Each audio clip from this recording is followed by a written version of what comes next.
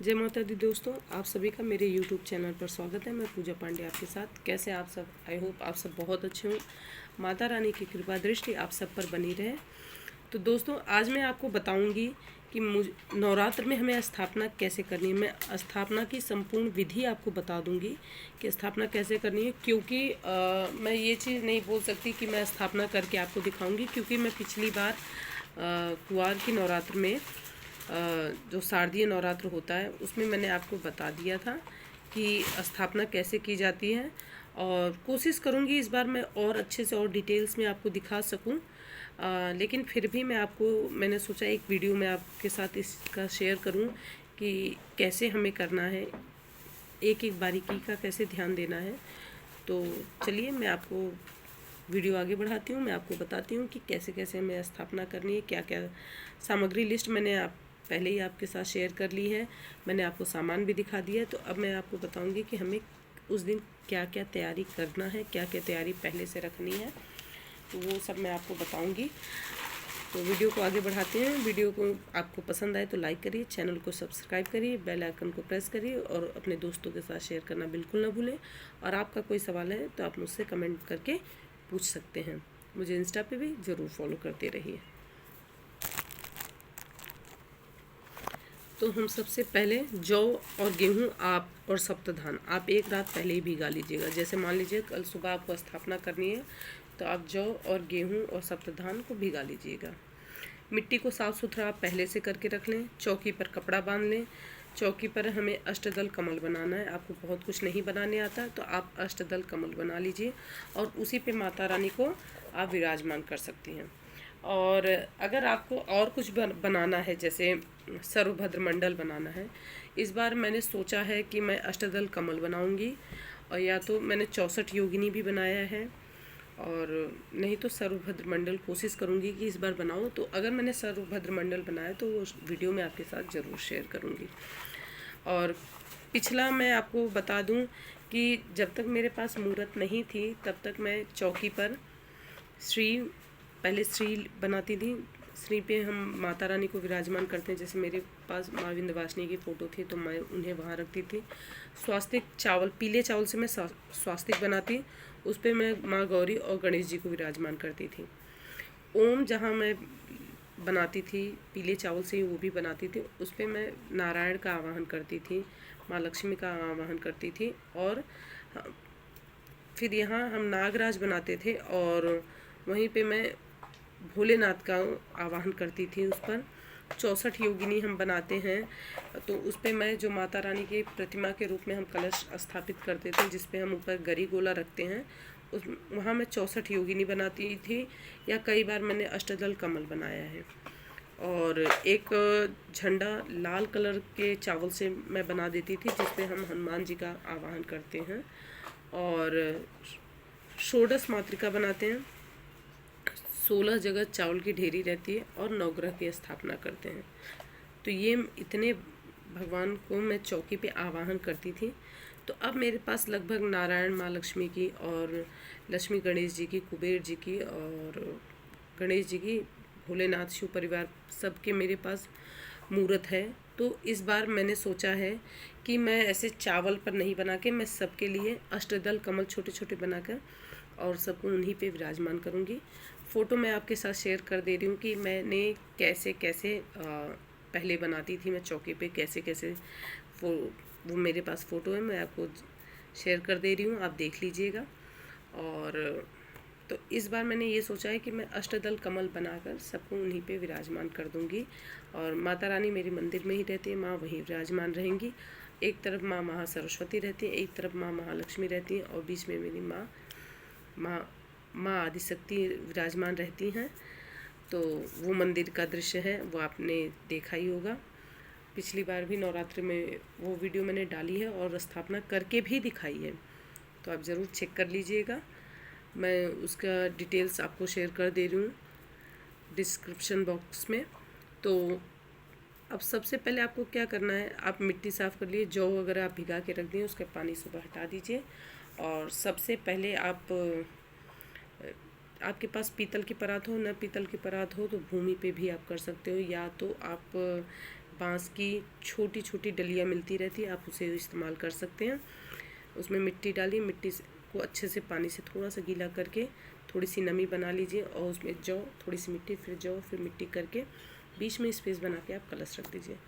कलश में आप गंगा जल डालेंगे और फिर कलश के मुख तक आप जल भर देंगे और उसमें आप कलश के मुख पर आप कलावा बांधेंगे। कलावा बांधने के बाद कलश पर आप स्वास्तिक जरूर बना लीजिएगा। स्वास्तिक बनाएंगे और उसके बाद उसमें आपके पास गोमती चक्र हो, कौड़ी हो, हल्दी की गांठ, कमलगट्टा, फल, सिक्का और दूब, इतनी सामग्री आप कलश में डालेंगे।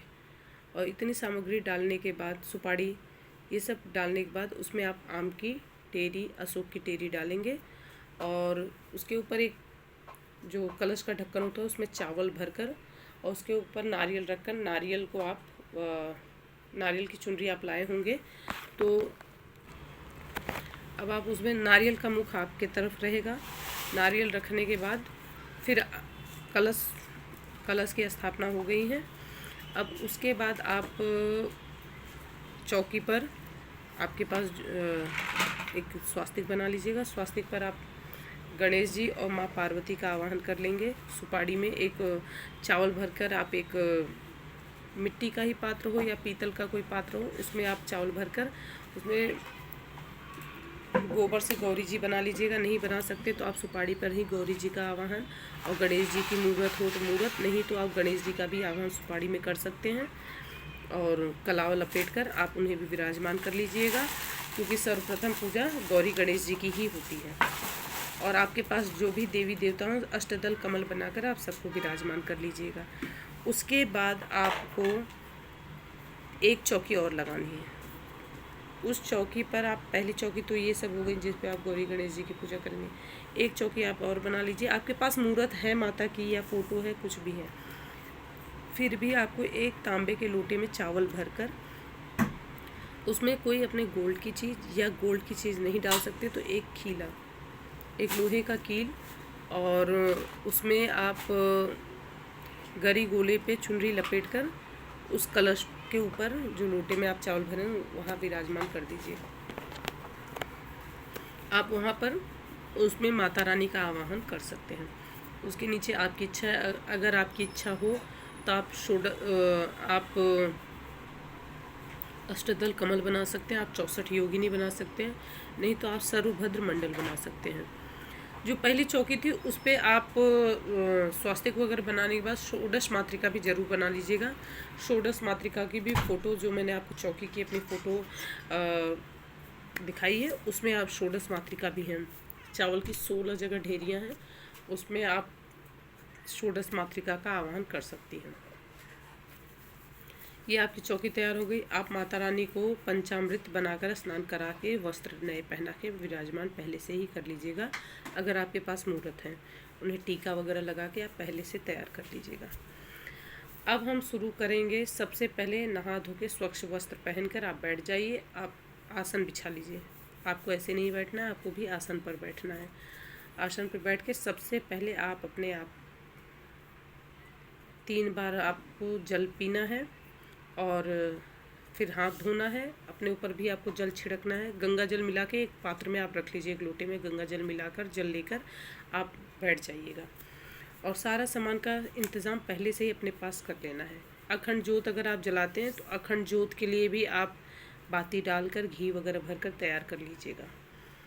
कलश माता के दाहिने और आपके बाएं तरफ रहेगा, और जो माता रानी का हम स्थापना करेंगे, जिन्हें हम माता की प्रतिमा बनाएंगे, वो हमारे दाहिने रहेगा, माता के बाएं रहेगा। और कलश के आगे आप थोड़ी सी जगह निकाल के या तीसरी छोटी सी चौकी लगा लीजिएगा, जिस पे आप नवग्रह का आवाहन करेंगे। वहाँ नवग्रह 9 जगह चावल रखने हैं आपको, और 9 सुपारी रख लीजिएगा, कलावा लपेट के रख दीजिएगा, तो वो नवग्रह आपके हो जाएंगे। तो सबसे पहले आपने कलश में ये सब डाल दिया, तो सर्वप्रथम गौरी गणेश जी की ही पूजा करते हैं। तो हमें गौरी गणेश जी की पूजा करनी है। गांठ जोड़वा लीजिए। अगर आपके घर में अगर ब्राह्मण आते हैं तो पंडित जी ही जोड़ देंगे, और नहीं तो आप अपनी बिटिया से उसमें दूब, सिक्का और सुपारी रखवा के, अक्षर डलवा के आप गांठ लगवा लीजिएगा और पति पत्नी साथ में बैठ के पूजा कर सकते हैं। किसी कारणवश पति नहीं साथ में बैठ सकते तो आप स्वयं भी स्थापना कर सकती हैं, उसमें कोई दोष नहीं है।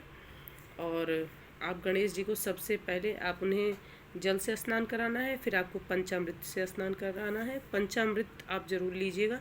पंचामृत में दूध, दही, घी, शक्कर और शहद, ये 5 चीज़ों से बनता है। और फिर उसके बाद आपको पंचामृत से स्नान कराने के बाद आपको फिर जल से स्नान कराना है। फिर उसके बाद उन्हें कलावा वस्त्र अर्पित करना है, कलावा। उसके बाद आप उन्हें टीका लगाएंगी, जनेऊ धारण करवाएंगे। और फिर जैसे टीके में आप लाल कुमकुम, अष्टगंध तिलक और हल्दी, भोलेनाथ को हल्दी नहीं चढ़ेगी, बाकी आप सबको हल्दी चढ़ा सकते हैं। चढ़ाने के बाद आप उन्हें कुमकुम हल्दी लगाने के बाद माता गौरी को सिंदूर जरूर अर्पित करिएगा। और फिर उस जो सिंदूर लगा है वो आप अपने मांग में लगा लीजिएगा। इसके बाद आपको उन्हें पुष्प अर्पित करना है, दूर्वा चढ़ानी है।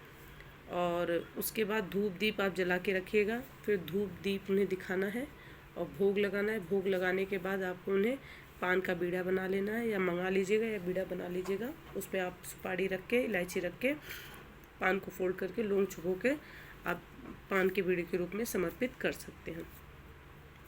आपको पान चढ़ा दीजिए। उसके बाद यथाशक्ति आप दक्षिणा अर्पित कर सकते हैं।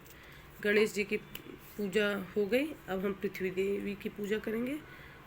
पृथ्वी देवी की पूजा करने के बाद, क्योंकि हम पृथ्वी पर रहते हैं तो माँ धरती की भी पूजा पाठ की जाती है। उसके बाद आप कलश की पूजा करेंगे।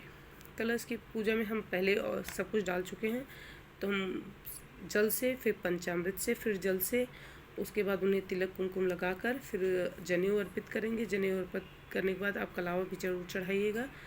और पुष्प चढ़ा के उन्हें भी धूप दीप देकर, इत्र, आप इत्र मत भूलिएगा, इत्र पहले से ही रूह में लगा के आपको रख लेना है। इत्र भी चढ़ाना है। इत्र चढ़ाकर और कलश देव में जब आप जल भरने लगेंगे, पहले से मत भर के रखिएगा, पहले कलश रख के उसमें जल भर देंगे।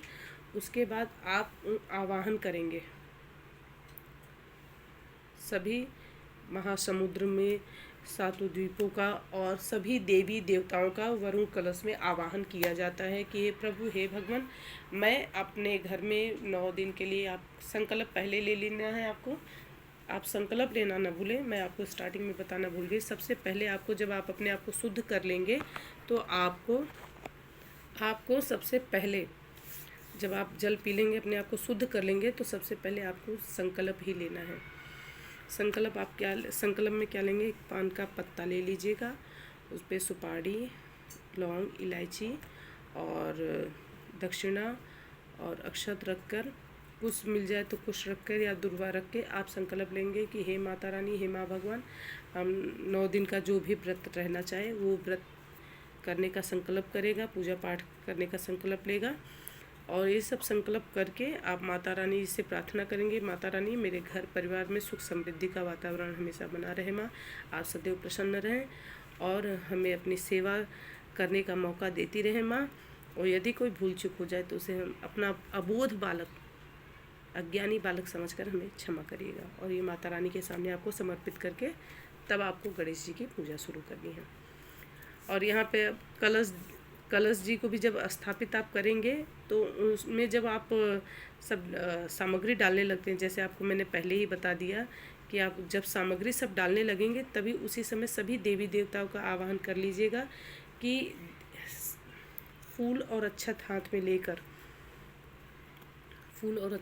में लेकर सबसे पहले आपको गौरी गणेश जी का भी ऐसे ही पहले आवाहन करना है, तब स्नान पूजा शुरू करानी है। ऐसे ही आपको कलश देव के लिए भी सबसे पहले पुष्प और अक्षत ले लीजिए और आवाहन करिए कि हे सभी 7 द्वीप, सभी देवी देवता, हम आपका आवाहन करते हैं। माता रानी की कृपा से हम माता रानी के 9 दिन नवरात्र में उपवास रख रहे हैं। हम आप सभी देवी देवताओं को निमंत्रण दे रहे हैं कि आप सभी आकर विराजमान रहें। आप, मेरी यथाशक्ति होगी, मैं आप लोगों की सेवा करूंगी।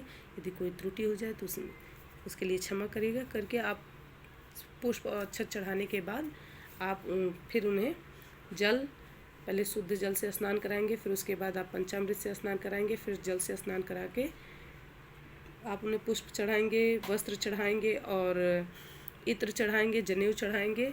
फिर धूप दीप कुमकुम तिलक करने के बाद धूप और दीप फिर आपको नैवेद्य चढ़ाना है, मतलब भोग लगाना है। फिर आचमन करना है। आचमन करने के बाद आपको फिर माता रानी माँ भगवान को आपको दक्षिणा देनी है और पान का बीड़ा चढ़ाना है। फिर हम आएंगे माता रानी की तरफ। मातेश्वरी के जो हम प्रतिमा बनाकर स्थापित किए हैं लोटे में, फिर उनकी भी पूजा में से करनी है। वहाँ माता रानी का आवाहन करना है। माता रानी को आवाहन करके फिर उन्हें भी हमें स्नान पूजा कराना है। उन्हें भी धूप दीप नैवेद्य सब चढ़ाना है। देवियों को जनेऊ नहीं चढ़ता और देवताओं को सिंदूर नहीं चढ़ता। तो देवताओं को आपको जनेऊ चढ़ाना है और देवियों को सिंदूर लगाना है। तो ये पूजा पाठ करने के बाद आप नवग्रह की पूजा करेंगे। नवग्रह की भी पूजा आपको ऐसे ही करनी है। सर्वप्रथम पुष्प और अक्षत लेके आपको आवाहन करना है, तब स्नान पूजा करानी है।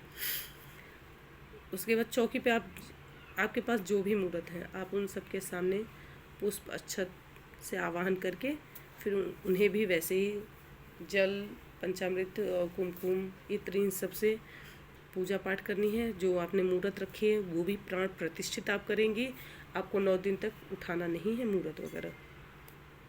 ये सब आप करने के बाद आपकी पूजा तब पूर्ण होती है। वहाँ पर सबका स्नान जल पूजा मूर्त आप पहले से अगर स्नान वगैरह करा के पंचामृत से स्नान करा के आपने बैठा दिया है माता को, तो आप वहाँ पे सिर्फ आवाहन करेंगे और एक दोने में जल लेके आप जैसे मातेश्वरी को आप आंख बंद कर लीजिए कि आप माता को स्नान करा रही हैं, माता को पंचामृत चढ़ा रही हैं। आपको फिर मन से सोचना है कि आप स्नान पूजा करा रही हैं और एक दोने में वो सब करके आप मातेश्वरी के सामने समर्पित कर सकती हैं और माला उन्हें पहना सकती हैं, टीका लगा सकती हैं। पर डे आप माला चेंज कर सकती हैं, आप तिलक कुमकुम कर सकती हैं, लेकिन मूर्ति हिलनी नहीं चाहिए। कलश कोई भी जिनका जिनका आपने वहाँ आवाहन कर दिया है और जिनको जिनको आपने वहाँ स्थान दे दिया है, कोई भी चीज़ वहाँ हिलनी नहीं चाहिए। आपको उठाना नहीं है, चौकी तक नहीं हिलानी है। और नारियल वगैरह भी, नारियल का मुख मैं फिर एक बार बोल दे रही हूँ कि आपके तरफ रहेगा। और सब करके जब सारी पूजा पाठ आप पूर्ण करने, जितने भी देवी देवता आपने रखे हैं सबको आवाहन करके सबको स्थान देके पूजा पाठ करने के बाद आप आरती कर सकते हैं। इसके बाद आपको आरती करनी है कपूर से। अब अखंड ज्योत की भी मैं आपको बता दूं, अगर आप अखंड ज्योत जला रहे हैं उसकी देखभाल कर सकते हैं तो अखंड ज्योत जलाइए, और यदि नहीं कर सकते तो आप अखंड ज्योत मत जलाइए। लेकिन आप अखंड ज्योत जला रही हैं तो ऐसे ही आपको अखंड ज्योत की भी पूजा करनी है। अब उन्हीं के ऊपर ऐसे जल वगैरह नहीं, वहाँ नीचे एक पात्र में रखिएगा। दिया ऐसे नहीं रखा जाता, एक पात्र में करके अष्टदल कमल बनाकर रख लीजिएगा, उसी पे दिया रखना है और नीचे आपको कुमकुम तिलक लगा के पुष्प वगैरह चढ़ा के हाथ जोड़ना है, प्रार्थना करनी है कि हे अग्नि देवता, हे दीप देवता, आपको 9 दिन तक जलना है और माता रानी हमें जैसी शक्ति दी है हम वैसे आप सबकी सेवा करेंगे और प्रभु आप पूरा साथ दीजिएगा, आप हमारी ज्योत खंडित न हो। ये प्रार्थना करके एकदम सच्चे हृदय से मातेश्वरी का जयकारा लगाते हुए आपको अखंड ज्योत जलानी है। अखंड ज्योत का देखभाल करते रहना है। बाती वगैरह अभी से आप बनाकर सब कायदे से कर रख लीजिएगा। अखंड ज्योत की पूजा पाठ सब कर दिया, उसके बाद आप कपूर से मातेश्वरी की आरती उतारिए, भोग लगाइए, प्रसाद वितरण करिए। तो ये आपके सारे पूजा पाठ यहाँ पूर्ण होती है। दोनों टाइम आपको मातेश्वरी की पूजा करनी है। और सुबह के समय जैसे आपको स्नान कराना हो तो मैंने पिछली वीडियो में डाला है कि पर डे हमें रूटीन में कैसे पूजा करनी है, तो वो भी आप चेक कर लीजिएगा। अगर आप मेरे चैनल पर नए हैं तो मैं पिछली बार नवरात्र में कैसे पूजा करनी है, डेली रूटीन में कैसे पूजा पाठ करनी है, वो वीडियो मैंने डाल रखा है। मैं पूरी कोशिश करूँगी कि मैं आपके साथ शेयर ज़रूर करूँ कि स्थापना मैं कैसे कर रही हूँ। अगर नहीं कर पाएँ तो इसीलिए मैंने आपको एक वीडियो पहले से डाल दिया है कि जिससे आपको कहीं पे भी कोई दिक्कत ना हो। तो वीडियो आपको पसंद आए तो लाइक करिएगा, चैनल को सब्सक्राइब करिएगा, बेल आइकन को प्रेस करिएगा, दोस्तों के साथ शेयर करना बिल्कुल ना भूलें। और मुझे कमेंट ज़रूर करके बताएं कि आपका कोई सवाल है तो आप वो भी कर सकते हैं। आप कुछ पूछना चाहते हैं या कुछ अपने बताना चाहते हैं कि आपसे ये चीज़ छूट गया है, तो मैं ज़रूर कोशिश करूँगी कि मैं आपसे भी सीख सकती हूँ। ये चीज़ मैं आपसे भी सीख सकती हूँ और जैसा आपके यहाँ होता है आप वैसे पूजा करिएगा। जो चीज़ मैंने आपको बताई ऐसे सबके यहाँ होती है। बहुत जन के यहाँ जैसे कलश स्थापना नहीं की जाती, तो आप अपनी देवी की वैसे भी सेवा कर सकते हैं। जो लोग कलश नहीं रख रहे हैं, अखंड जोत जला रहे हैं, तो अखंड जोत जलाएं। उनकी भी अखंड जोत हिलनी नहीं चाहिए। और मातेश्वरी की मूर्त रखी है या फ़ोटो रखा है तो वो भी नहीं हिलाना है आपको, उन्हें भी प्राण प्रतिष्ठित ही करना है आपको। तो ये मैंने जो मुझे जानकारी थी वो मैंने आपके साथ शेयर की है। तो सवाल आपको अगर कोई हो तो पूछिएगा, नहीं तो फिर भी आप कमेंट में जय माता दी ज़रूर लिख दीजिए, माता रानी का नाम ज़रूर ले लीजिएगा। तो चलिए मैं मिलती हूँ आपसे नेक्स्ट वीडियो में, तब तक के लिए जय माता दी।